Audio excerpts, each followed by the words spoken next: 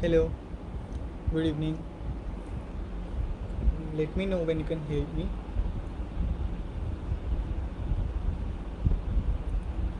I think it's still loading.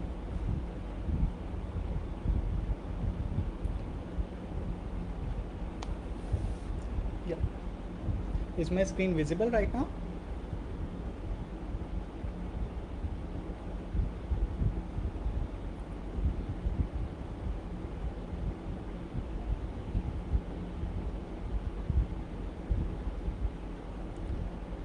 Yeah. So I'm going to talk about like cyber awareness today.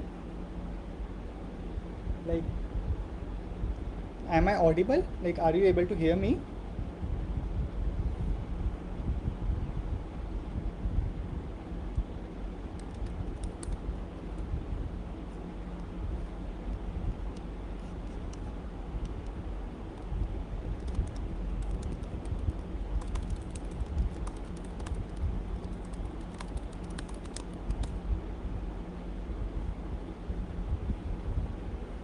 Yeah. So I'm going to talk about cybersecurity today. Basically, more of cyber awareness. So as you know, like lot of frauds are going on nowadays. So it's like I wanted to spread awareness, like why, how one can prevent how one can prevent itself from getting scammed by these fraudsters. So first of all, what is a cybercrime? How does a cybercrime happen? So basically, cybercrime can be anything when one basically access your credentials, or that is your ID and password, without your knowledge or without you actually acknowledging the person to allowing him the access to that account. Then in that case it's a cybercrime. The cybercrime may be limited to may not be limited to just Facebook, WhatsApp, and maybe extended to banking websites, your Google Drive, anything. So basically anything on internet, whether it's a small site or a large site, if a person has accessed your account without your knowledge, then it's a cybercrime. So, as you know, lot of frauds are going on nowadays. Whether it's OTP, I think how many of you have got a notification or a call ever where a person is asking for the credit card information, or like maybe an OTP or something else, like something that is personal. It could be Aadhaar card, your PAN card number, and you think he was not from bank or something. Like I think most of us might have got a call regarding that. So it's basically a type of fraud where a person tries to get your information out from you so that he could access your bank website, Facebook, WhatsApp, and find some information which he could use to manipulate you or blackmail you to extract money from you. So first of all, let's talk about OTP frauds. OTP frauds are the most common type of frauds. Unfortunately, even though like every bank message, every website messages keeps messaging users about not sharing your OTP with others, people like do end up sharing their OTP. Why does this happen?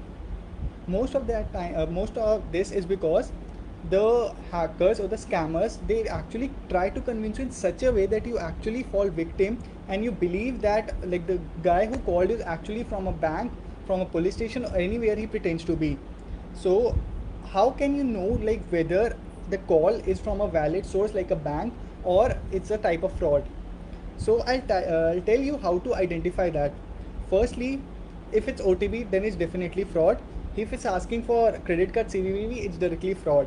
Now, when a bank will call you, he will ask you to call him back or reply to a mail, or like he'll ask you to go to a nearest banking branch. If you are still unsure like if it's a hacker or not, and in some cases there may be genuine calls. So first of all, like if you get a call from someone, ask him, if it's he's pretending to be bank, ask him if you can go and visit the nearby local branch of your bank to verify your identity. If he's trying to say no, or he just directly says no, just cut the call. It's directly a type of a fraud. I'll share a story of how one of this OTP fraud actually happened to my friend. She has a shop in Kirtinagar. Her grandfather was sitting in the shop. So basically he has a shop of clothes. He got a call from someone who said like his wife is like standing there in his shop and she is not having some cash. So the guy on the phone requested his grandfather like to please accept Paytm, since like she wanted to buy some clothes and she was not having money. So my friend's grandfather, he was actually like he's innocent and he did not have that knowledge of the digitalization. He said, "Yeah, I'll just transfer me the money and it's fine." So the next second he got a call that I'm trying to transfer you 20,000 and I need to share the OTP with you. I'm sorry, you need to share the OTP with me so that the transaction can be successful. My friend's grandfather actually shared that OTP and she lost 35,000 rupees. The She tried multiple sources to get that money back, but there is no way. Once the transaction is completed, there's no way you are ever going to get that money back. So let's talk about next scam, that is phishing fraud. Have you ever visited a website which kind of looks like the website you want to visit, but exactly it's not the website? I'll share an example of for you. Let's say facebook.com. Nowadays Facebook has purchased basically every website. If you, whether you repeat double F like ffacebook.com, or if you enter three O's by mistake. But earlier there were not the cases like that, and there used to be some fake website with the same look and same everything looks same, but it's not the same website which you want to visit. So I'll share an example with you. Firstly, if you'll see, notice this website, this looks exactly like the facebook.com. Now there are two things which you can see the difference. First, you can see that the website here is completely different. There's no facebook.com. And secondly, there is no lock icon here. If you'll visit any website which is a banking, Facebook, Google, any major website, there will be definitely a lock here which tells you like this website is authentic. Even you might even get a mail regarding that, and which may look like something that like shows at facebook.com, but it's not. If you get a mail like that from Facebook, banking, anywhere, please don't click on that link. Open, like, go to Google and open the exact site. Don't ever open the website from your mail. It could be a fraud. Very one common example I can tell you is, if I'll replace I with L, you can never know. So basically, say if I'm trying to open say india.com, and basically I replace it with the small l, lndia.com, you cannot tell the difference. It looks all 95% similar. Fraudsters use this technique to basically phish a website, like create a fake website out of that. So please be aware and never always look for the log sign. If the log sign is not there, the website is 101% fake. The moment you enter your ID password, it goes to some other person, and your like credentials are lost, and the person can actually extract information from your account and maybe blackmail you for some money or anything. Let's talk about screen share frauds. So how many times it has happened that you opened a website and suddenly you see there's a pop-up which says virus has been detected in your system, this adware has been detected, your PC has been hacked, or something like that.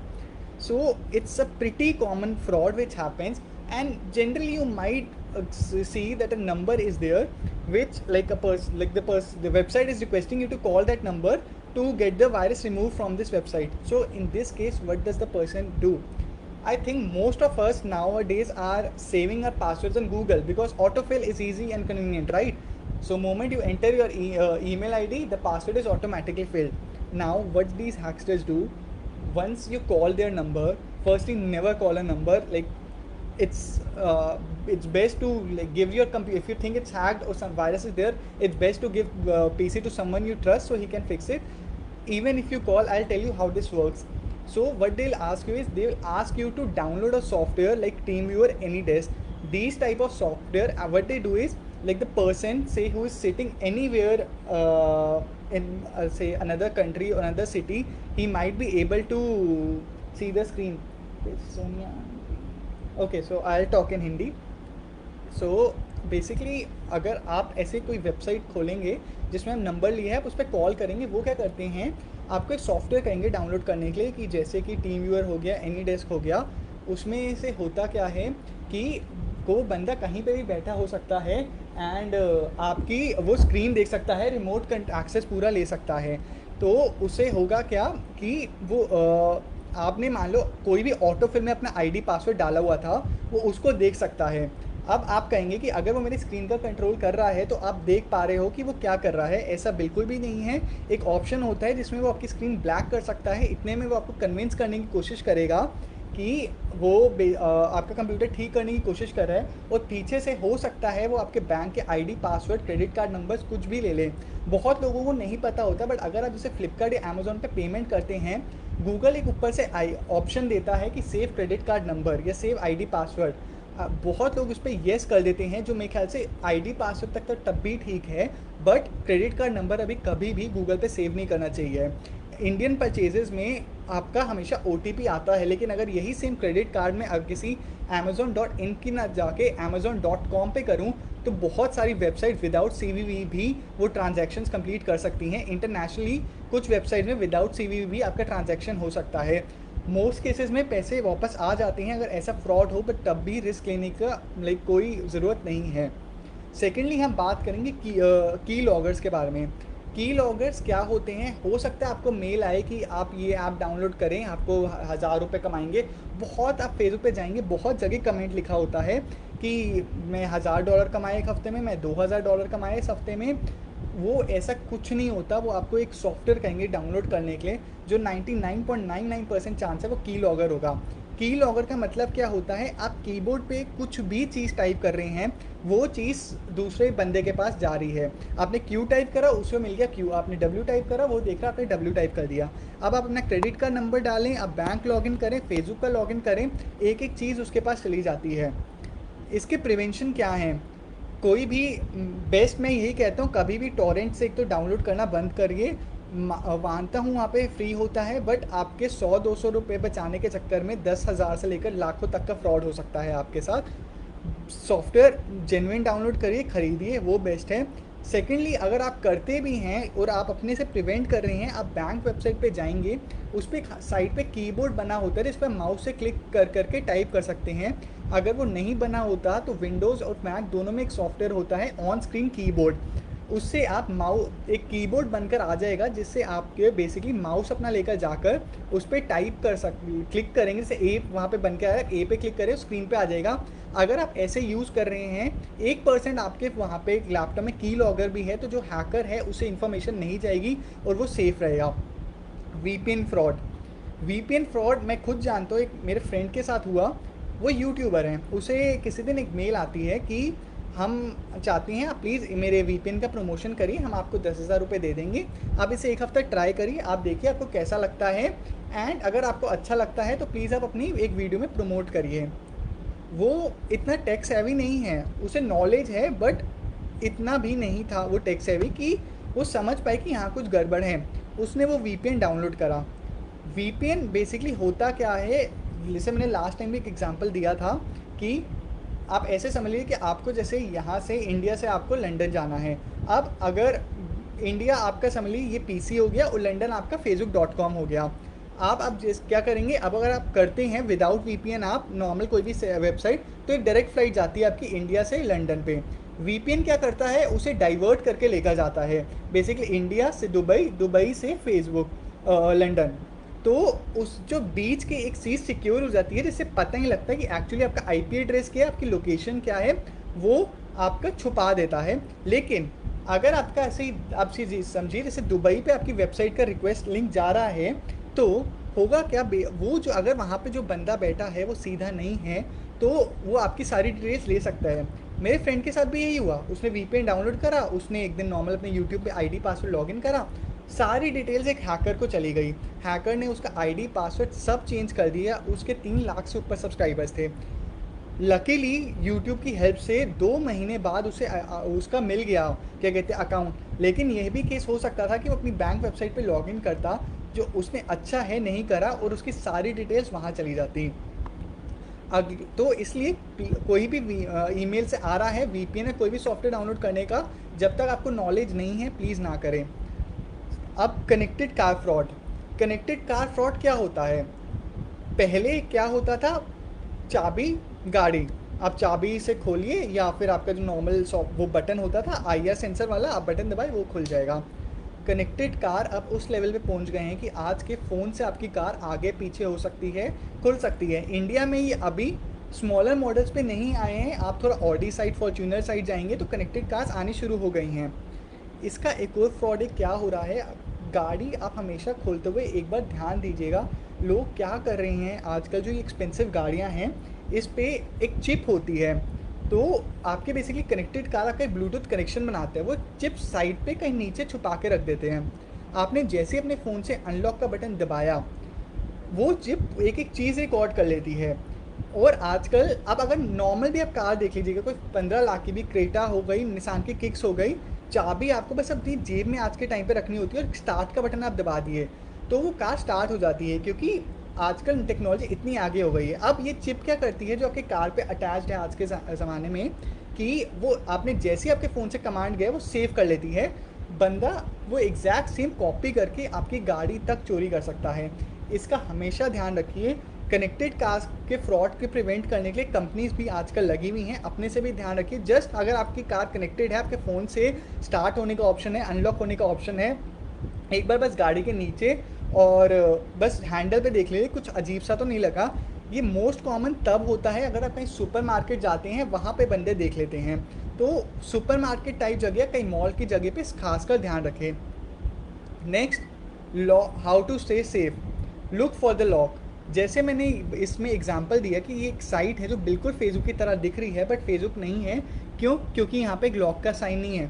अगर ये lock का sign है यहाँ पे तो आपकी website 100% secure है, आप एक्सेस कर लीजिए। बहुत छोटी सी चीज़ है, बस इस पर एक ध्यान रखिए। वीपीएन, ये कोई वीपीएन्स हैं, मैं 3 एग्जांपल दे रहा हूँ जो एक्चुअली सिक्योर हैं। अनसिक्योर वीपीएन्स आपका डेटा क्या कहते हैं हैक कर सकते हैं, लेकिन जो सिक्योर वीपीएन्स है, जो ट्रस्टेड वीपीएन्स है, वो आपका डेटा हैक होने से बचा सकते हैं। सैमसंग मैक्स, सर्फशार्क, एचएमए, ये 3 बहुत अच्छे हैं। एंड कोई बहुत ऐसा हो सकता, फ्री वीपीएन्स तो बिल्कुल भी मत यूज़ करिए। वो लाइक वो बेसिकली अगर आप फ्री वीपीएन यूज़ कर रहे हैं, आप सामने वाले बंदे को परमिशन दे रहे हैं कि हाँ आप मेरा डेटा ले लो, मेरा बैंक आईडी पासवर्ड ले लो। परसों अभी एक चीज़ हुई है, एक बहुत मेजर कंपनी है, बिलियंस ऑफ डॉलर्स का प्रॉफिट है उसका, उसमें वो बोलती थी कि यूज़र का हम कुछ डेटा लॉग नहीं करते, चाहे फ्री यूज़ करो पेड यूज़ करो। वो कंपनी के 20 मिलियन लाइक 20 मिलियन लाइंस का यूज़र डेटा लीक हुआ है वेब पे। इनफैक्ट उसमें वो भी लोग थे जो कि पे करके ख़रीदते थे। तो जब तक आपको वीपीएन की नॉलेज नहीं है तो अपने से कोई ट्राई मत करिए। पासवर्ड लॉकर्स, पासवर्ड लॉकर्स क्या करते हैं, बेसिकली बहुत सारे लोग हैं आज के टाइम पे भी, फेसबुक हो गया, आपकी बैंकिंग वेबसाइट हो गई, इंस्टाग्राम हो गया, हर जगह सेम पासवर्ड रखते हैं। वो बहुत ही ज़्यादा डेंजरस है कि आपका एक पासवर्ड गया तो आपके सारे पासवर्ड जा सकते हैं। इसकी एक वेबसाइट भी है चेक करने के लिए, haveibeenpawned.com, आप इससे भी चेक कर सकते हैं। मैं एक बार लिख देता हूँ यहीं पे।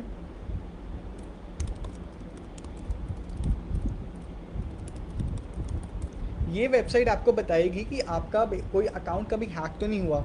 अगर आपका, आप समझिए आपने फेसबुक का पासवर्ड कोई एक नॉर्मल फॉरम वेबसाइट है, कोई बहुत छोटी वेबसाइट पे भी यूज़ करा, वो वहाँ से हैक हो गया, आपके सारे पासवर्ड निकल जाएंगे।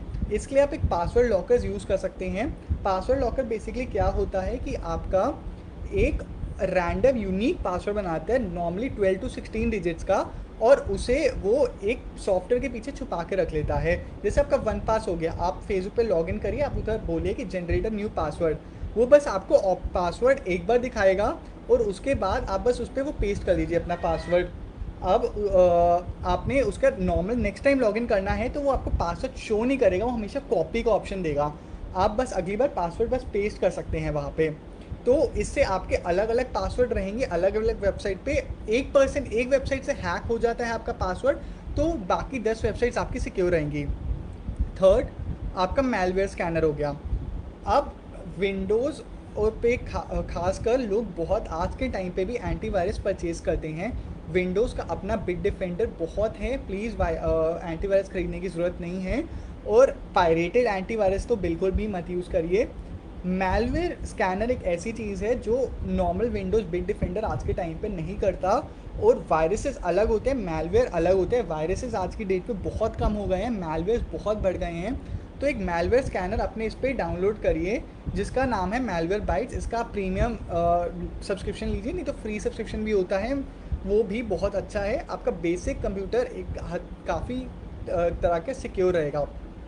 एक और मैं चीज़ के बारे में बात करना चाहता हूँ, कभी भी अपना जो पर्सनल डेटा है, पर्सनल पिक्स हैं, व्हाट्सएप, फेसबुक पे जैसी चीज़ों पे शेयर मत करिए। उनकी अगर आप प्राइवेसी पॉलिसी खोल के देखेंगे, उनमें क्लियरली लिखा है कि वो आपकी इमेजेस अपने एड रेवेन्यू के लिए या आपका बेसिकली ऐसे लिखा है कि एक्सपीरियंस बेटर करने के लिए वो यूज़ कर सकती हैं। उसका बहुत ज़्यादा डेटा कलेक्शन होता है।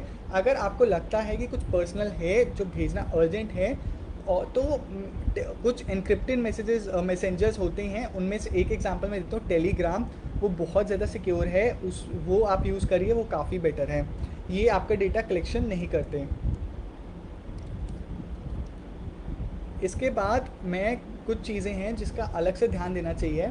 जब आप किसी भी वाईफाई पे लॉगिन करते हैं विंडोज़ में, विंडोज़ आपसे एक चीज़ पूछता है कि आपका नेटवर्क प्राइवेट है या पब्लिक है या शेयर्ड है। अब शेयर्ड क्या होता है, पब्लिक क्या होता है, प्राइवेट क्या होता है।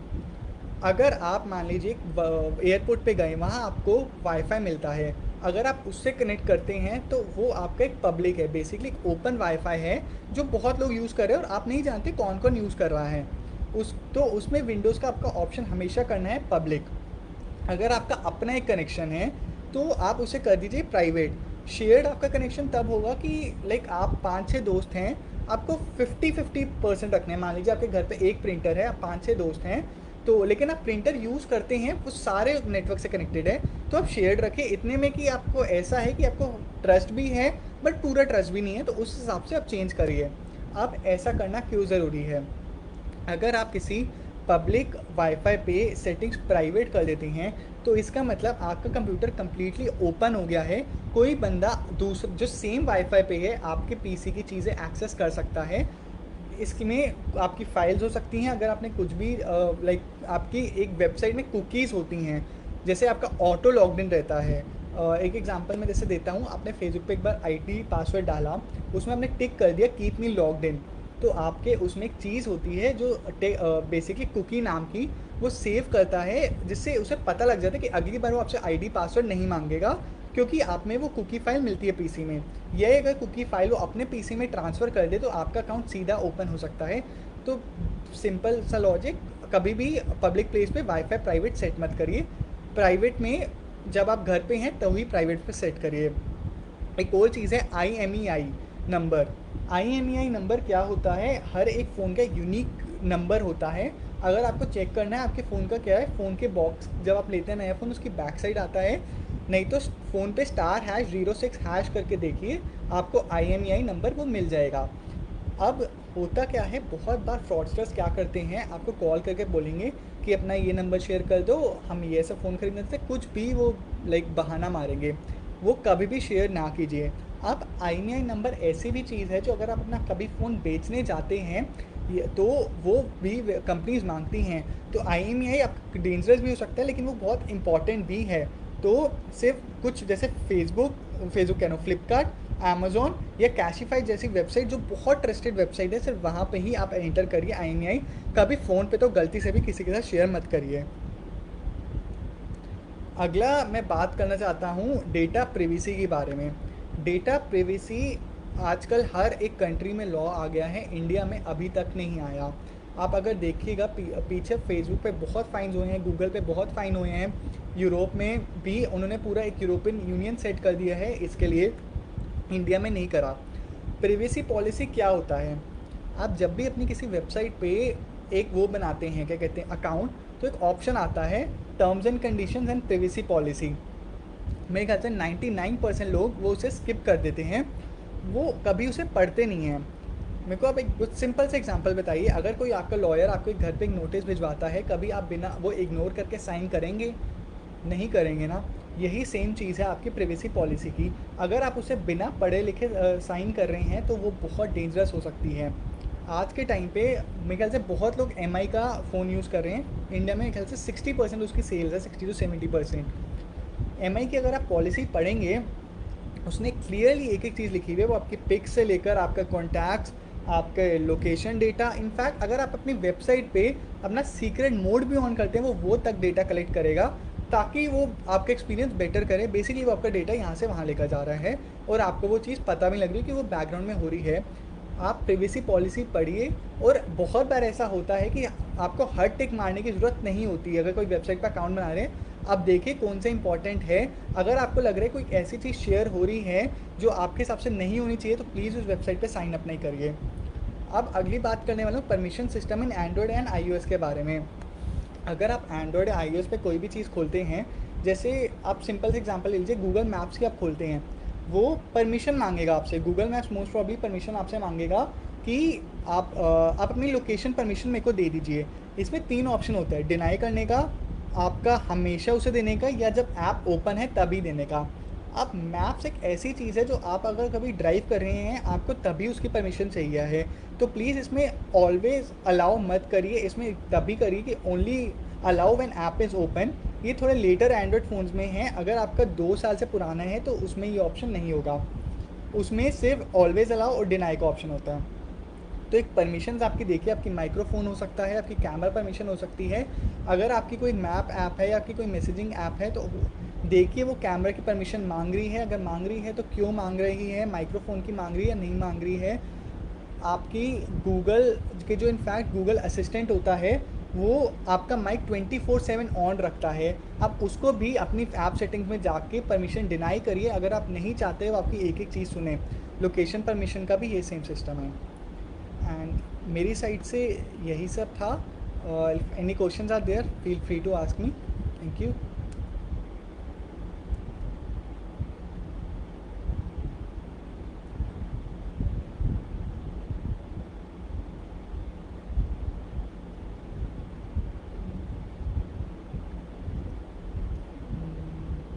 No questions, I will wait for a minute.